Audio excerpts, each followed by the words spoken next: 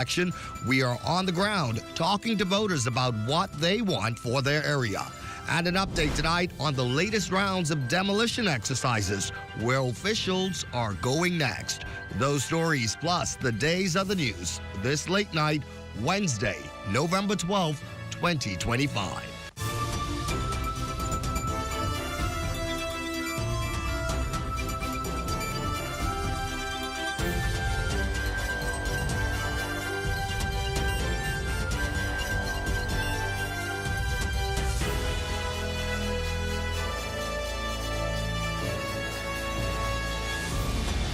The Bahamas tonight at 11. The final word starts now. And thank you for joining us this late night. I'm Corvell Pfeiffer. Our big story here at 11 comes from the courts. That's where 21-year-old Michael Petty was arraigned on 1 count of murder and 2 counts of attempted murder. The charges stem from that brawl which took place a week ago at a business on Blue Hill Road that spilled onto the outside. The ordeal was captured on video between the suspect and the victim, who was later identified as the Department of Corrections officer Ashantio Cleavon Johnson. Petty was denied bail and remanded to the Bahamas Department of Corrections. Well, over at the Bahamas Department of Corrections, emotions rang high today as colleagues mourned the passing of their fellow officer who was killed a week ago in that violent attack. BDOC's Commissioner Don Clear admitted to the media that caring for the 21-year-old man accused for killing their fallen comrade may be a difficult task for officers involved. However, despite the emotional toll on officers, the Corrections Commissioner is adamant that professionalism must prevail. It's our mandate to take the worst of the worst. It is our mandate to make the worst of the worst the best of the best upon their release. You know, it would be a difficult task, but we have to exercise restraint, and we have to carry the mandates of the courts. The courts place persons here in our care for us to protect them and to bring them back to court for justice. So in this case, you know, we will have to do pretty much the same thing. You know, we will do our best, although, you know, it will be difficult for staff, but we have very, very good staff here, and they will do their job. Also here at 11 at the Parliamentary Registration Department, it is crunch time with barely 5 days to go before that advanced poll for the Golden Isles constituency by-election. We do not have an exact figure of how many voters are registered for Monday's poll, but we do know that in total, Golden Isles, one of the country's largest constituencies, has roughly 8,000 registered voters. And all across that southwestern constituency, you can feel election fever.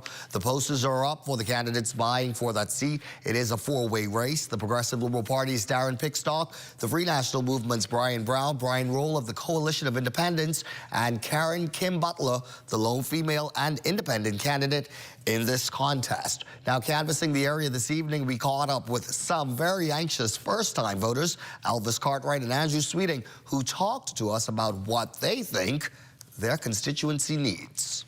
In my view, the area needs better roads because I see flooding a lot. Every time it rains, people have to come through the barricade of our community because it floods out there a lot. I feel like they just need to improve on the roads. There's many potholes, many flooding, so like he said, we really have to go to the barricade to get to our community. So I feel like they need to improve on the roads. And again, a footnote here, the advanced poll takes place this Monday, November 17th from 8 a.m. to 6 p.m. This, of course, is for a specific group of voters, mainly armed services, emergency services workers, poll workers, candidates, and residents who happen to be overseas. The by-election is set, of course, for Monday, November 24th. Registrations and transfers are now closed. Some other news here at 11. The Shantytown Task Force is now on Russell Island in Eleuthera, dealing with an unregulated community in that area. It is something that's been a long-standing concern for residents there, according to Works Minister, the Honorable Clay Sweeting. He also notes that the task force has identified more communities across the country for demolition. The full team is there, social services, environmental health, Ministry of Health, all of the full components of the task force is there, and we anticipate demolition within the next 2 weeks. 2 in New Providence, the 1 in Andros, but all of the legality work ensuring that the persons are notified, taking proper population count of who is Bahamian, who are persons that hold permits, who doesn't have any permit, and then immigration deals with that. So the task force basically is a structure, and then we have different components. So immigration will deal with their component, health will deal with theirs, and you have the defense force, you have the Attorney General's office. So all these components work together in tandem to ensure that nothing is left out. The National Productivity Task Force is laying the groundwork toward improving workers' benefits as well as productivity for employers. The objective is to allow workers to spell out, in their view, what improved productivity looks like and to support legislation allowing technology and competitiveness to flourish in this workspace. We get more tonight from our Lloyd Allen. It's about creating a win-win scenario for both employers and employees.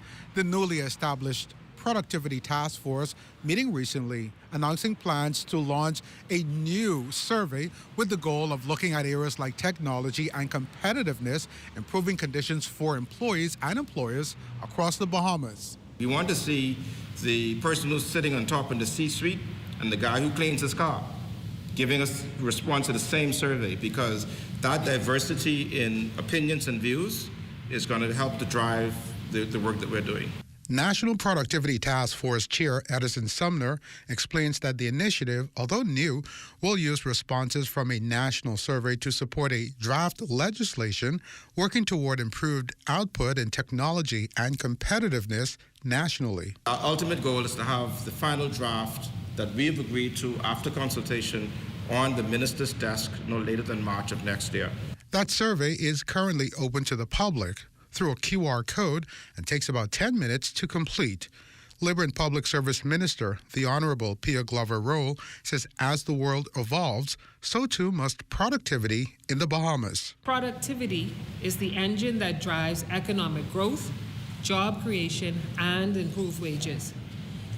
And in an interconnected global economy that is characterized by the rapid technological changes that we're seeing and intensifying competitive pressures, nations that fail to systematically cultivate productivity will find themselves falling behind. Deputy Chair Vincent Vanderpool Wallace explains the initiative, though new to the country, will help to enhance operations, especially those jobs in tourism. Using technology, using capital, using a whole variety of training methods is going to be very important in terms of making sure that we are cultivating a community and a culture that is going to be focused largely on improving the experiences that people have when they encounter somebody in the service business. Officials confirm the survey's results will be made public and encourage all Bahamians to participate. For the Bahamas Tonight, I'm Lloyd Allen. Lloyd, thank you. On the other side of the break, nothing fake about this next story, detecting counterfeit money. You're watching the Bahamas Tonight at 11. That story plus the day's other news when we come back. There are some things that are undeniably Bahamian. A good conch salad, junkanoo, the way we worship, the way we take care of one another, all undeniably Bahamian. And right in the midst of our iconic things, places, and people is Commonwealth Bank. Increasing access, sponsoring dreams, working alongside Bahamians to increase the quality of their lives for more than 60 years. Commonwealth Bank, nothing more than being Bahamian. Commonwealth Bank, leader in personal banking services. Things may be tough, but Wendy's got you covered. Grab a Dave single or chicken sandwich with a junior fries and 16-ounce beverage for just $6.95. Why choose less from the other guys when you can get more? At Wendy's, we're providing bigger bites and better deals. So purchase your Tings Tough Value Meal today. Now available at all locations excluding the airport and food truck. Our company offers a simple philosophy, open hands. What do open hands mean? If you keep your hands closed, nothing comes in, nothing goes out. If you keep your hands open, a lot of things comes in, a lot of things goes out. We cannot expect to be a successful company without blessing our community and blessing our country. My good friend and valued client, Dominic Stirrup, approached me following a meeting we had and told me of the idea that he had of feeding 10,000 Bahamians on Thanksgiving. There was a lot of details to put together, had to figure out how to get it done.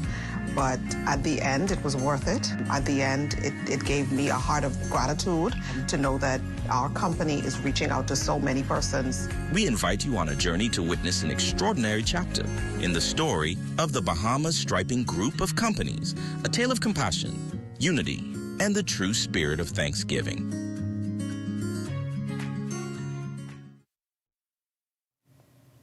As we continue now with more news this late night, a major facelift for Mangrove Key Andros as a multi-million-dollar contract was signed today for road and water supply improvements. We get more tonight from our Leah Cooper. A massive $17.2 million contract for Mangrove Key's roads and water system improvement is underway. This following a contract signing on Wednesday at the Ministry of Works. And 2 young Bahamian contractors will be responsible for this mammoth task. Minister of State responsible for the Water and Sewage Corporation, the Honorable Leon Lundy, elaborates. This work will include the installation of more than 46,000 feet of 4-inch mains and 13,600 feet of 2-inch mains. 350 homes and businesses will receive new service lateral connections, benefiting more than 1,000 residents. The system will extend from Moxie-Town to Lisbon Creek in Mangrove Key, strengthening water reliability and distribution across the island. It is not just an upgrade of pipes. It is an investment in public health, community resilience, and national development. President of AMBI's Patching and Maintenance, Brian Ambrister, gives details of his scope of work. I am honored to lead the paving of approximately 17 miles of road from Moxie Town to the Lisbon Creek settlement. This project is more than roads. It is about people. Everyone deserves the opportunity to grow and succeed.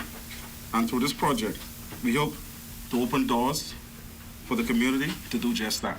The project, set to take place in the coming months, will span for 18 months, according to Works Minister, the Honorable Clay Sweeting. President of Baker Wick Construction, Marlon Bostwick, says they're committed to delivering a system that meets the highest standards. We recognize the importance of this work and trust that comes with it. Our team is prepared, our timelines are clear, and we are fully committed to working hand in hand with the ministry, the Water and Sewage Corporation, and the residents of Mangrove Key to complete this project on time and to specification. Minister Sweeting also expresses pride for the young contractors undertaking this task. They're young Bahamians who have proven themselves to be more than just talk, but action. For the Bahamas Tonight, I'm Leah Cooper. We can tell you tonight that State Minister for the Environment, the Honorable Zane Lightbourne, has been appointed to act as temporary Minister of Environment and Natural Resources. This move follows the passing of Cabinet Minister Vaughn Miller. Now, in case you're not familiar with the term temporary minister, the Constitution makes provision for this title according to Article 76. The Governor General, acting on the advice of the Prime Minister, may authorize another minister or appoint a person to serve temporarily when a minister other than the Prime Minister is unable to perform their duties due to illness, absence, or other reasons. Business owners across the country cautioned to remain vigilant for counterfeits this busy holiday season. This from Central Bank's Principal Circulation Officer Lisa Sterling Smith, following a counterfeit detection workshop. Counterfeiting is a crime. Persons don't understand and realize a crime is a crime. Stealing is a crime. If somebody tries to steal from you, persons are irate. They call the police. A lot of times in our society, persons come and make counterfeits. We run them away or we brush them off. No, it is a crime. You have to call the Financial Crimes Unit anytime you receive a counterfeit. So the Financial Crimes Unit can do their part in tracing to where these counterfeits are being done and help to keep the society safe. Sterling Smith also gives this advice to business owners during this season. Don't rush your employees. Also, if you can, I implore you to buy the tools needed. The UV light tool that will assist you further in detecting real notes and spotting the difference between a counterfeit, because these tools will help you and your employee from any forgeries, from any counterfeits whatsoever. The Bahamas Tonight at 11 turns to sports next. Here's Amajal with a preview of what's ahead. And the Don't Blink Home Run Derby is right around the corner. Details of that story and more coming up in sports. You've got termites and need to get rid of them fast? Trust Rentokil Initial. With over 60 years experience in the Bahamas, the global brand, training, and expertise can't be beat. Only Rentokil Initial gives you a 3-year warranty and payment plan options on termite fumigation. No one can match the range of treatments we offer, such as fumigation, pre-construction treatments, termite monitoring, and more. No matter where you are in the Bahamas, we will come to you. When it comes to complete termite eradication, there's only one name, Rentokil Initial. Wait, what are you grabbing all these pizzas, boy? Wait, Marcos, wait. You have a special on all the large one-topping pizzas, wait. Pineapple. All. Barbecue. All. Hey, VAT included, but. Why you need the $10 special place? How many would you like? 20 in it. Thank you so much, man. $10, that's it. The Marcos got that deal, boy.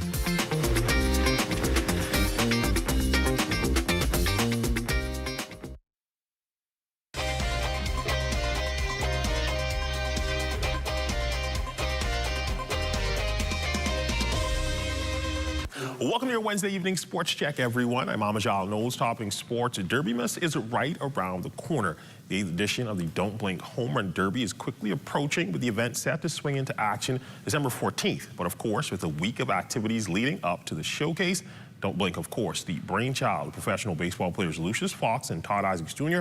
Today, the pair, along with other stakeholders, holding a press conference at the Bahamas Resort to officially get the ball rolling and build excitement for one of the biggest events on the local sports calendar. We never wanted to make money from this. It was strictly purpose-driven to help our kids here in the Bahamas and around the world, but mostly here in the Bahamas. Because, like I say, every year, we have the most talented, most brilliant people here in the Bahamas, but the kids just never tapped into their full potential. So here at Don't Blink, we make dreams come true. We give hope to the less fortunate. Guys that, have the talent but don't have the resources. This is what we are here for. And this is just the beginning. This is our 8th year in the beginning. In 2026, we look forward to doing way more in our community for helping our young kids and giving them a different avenue to chase success and change their families' lives, to create generational wealth for themselves and their families. And this year's Derby will feature a special new addition to the lineup that fans certainly will enjoy. We love hearing what we could do better. And, we travel so much, we experience so many high-class events, world-class events. We try to steal a little bit of inspiration from everywhere. And, just through the experience, like with adding softball this year, when we experienced that softball home run derby last summer, we like, yo, we got to bring this here. We got to bring this to the Bahamas. And, it just aligned so perfectly that when we started, we said we have to do it soon. We ended up meeting Brandon Phillips and Jay Cargill doing the Queens of Paradise this summer, and it just made sense to add the girls to the home run derby this year. Again, Derby week set to begin December 10th and run until the 14th. And speaking of softball, Game 1s of the BAI-set Softball Championships taking place at Freedom Farm yesterday afternoon. You would see the St. Augustine's College Big Red Machine and the Queens College Comets split wins in the Junior and Senior Girls Series. The Big Red Machine landed the first blow in the Junior Girls Best of 3 championships as they steamrolled QC 11-1 in 3 innings by way of the Mercy Rule. They now lead that series 1-0 and have a chance to close it out on Thursday. Meanwhile, the Comets, who are the defending champions, capitalized on an explosive first inning to prevail in the Senior Girls Series 22-12. We listened to our coaches and we hit the bats pretty well. So I think they did as good as they could. We stepped on the field with not much confidence on offense. And we're going to work on that on Thursday. We're going to come back bigger, stronger, to play to the best of our ability and try to come back and win and secure a championship. It was homecoming for the University of the Bahamas men's basketball team as they played the Department of Customs taxmen in a rematch from earlier in the season.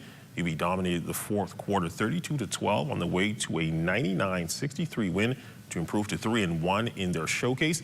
Karen Takes finished with a game-high 30 points and 9 rebounds. Guau Russell chipped in with 16 points. UB travels to South Florida to get their international tour underway on Friday, November 14th, and Saturday, November 15th against United International College. Offensively, we came out On the Phantom was attacking. We ain't give them no breathing room, no space. Our plan for the homecoming game was to come on in there and get our other guys to have more playing time and get everybody on the court.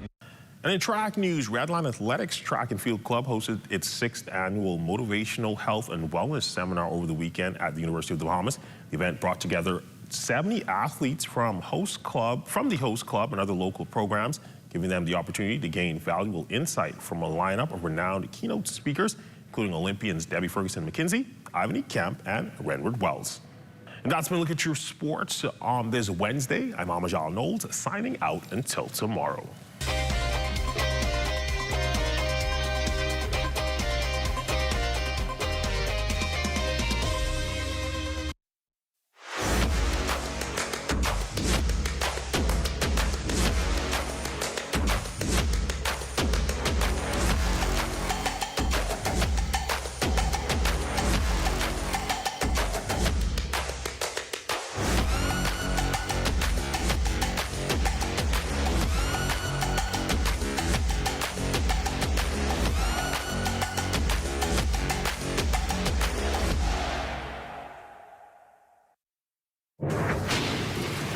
In 1953, the United States began using a female name for storms.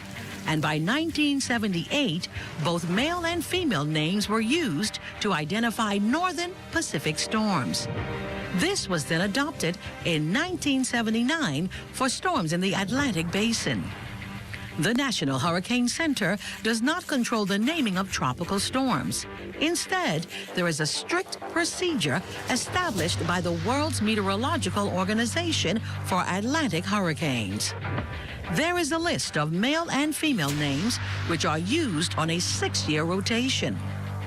The only time that there is a change is if the storm is so deadly or costly that the future use of its name on a different storm would be inappropriate.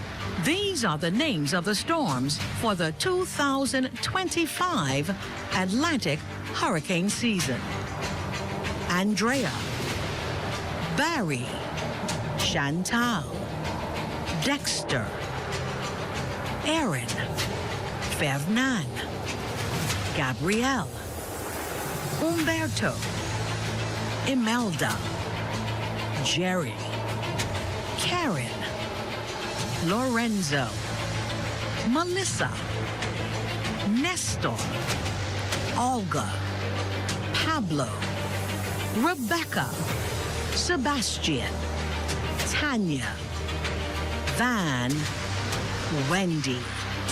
This public service announcement was brought to you by the Broadcasting Corporation of the Bahamas in conjunction with the Disaster Risk Management Authority.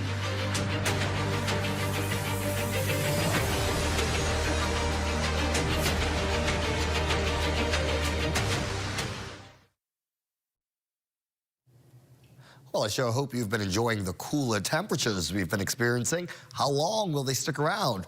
Basil has the answer for us. Good evening, Carver. Well, first of all, in the tropics, we have very little activity going on out there, and over the next 7 days, we do not anticipate any development. And as we take you to our live weather radar, well, dry conditions. Nothing in the rain gauges as that frontal system is now just to the south of us, and temperatures around the islands are pretty chilly up in the north. Marshall, Babico at 66 degrees, Green Turkey 65, 65 also at Freeport, Grand Bahama, the Berry Islands, 70 degrees. Allenstown, Bimini, right there in the Gulf Stream, they have a temperature of 75 degrees, 72 in Harper Island. Rock Sound, Eleuthera, 71 degrees, 73 in Allenstown, Cat Island, Black Point, Exuma, Kemp, Space, Los Angeles, also Fresh Creek, Central Angeles at 73 degrees. Georgetown, Exuma, 74, pick up some more 73s in Rumkey and also in San Salvador. Ragged Island, Clarence Sound, Island, Crooked Island, Betsy Bay, Maguana, Acklands at 74. Matchitown, Nagua, 77 degrees. The warm spot tonight, Turks and Caicos Islands, 81 degrees. And your forecast for tonight, we're looking at the breezy conditions. Otherwise, the clouds will start to break. And if it breaks sufficient, we will see those temperatures starting to dip into the upper 60s. So we're looking at about 69 degrees tonight. And then tomorrow, mostly cloudy and breezy, 76 degrees for your high temperature, and your extended weather forecast looking like this beautiful weather, safe for Saturday. We could get 1 or 2 showers during the morning now, but other than that, the afternoon looks great. And as we head into Sunday, lots of sunshine in the forecast, and that will carry us right into the middle of next week. Temperature-wise, though, keeping you into the 70s. We'll start to get you back into the 80s as of Saturday. Those nighttime temperatures, nevertheless, are going to remain very comfortable. We're looking at upper 60s to low 70s over the next 7-day cycle.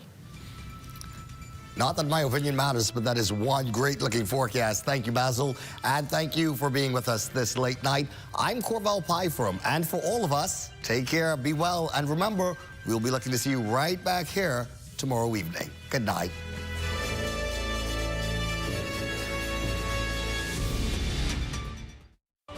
At Bahama Boulevard, I'm Sean Innes. This is ZNS.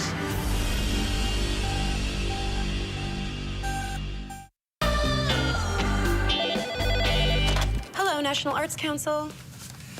Excuse me. To whom should I submit an emerging novelist grant application? You can leave it on the pile over there.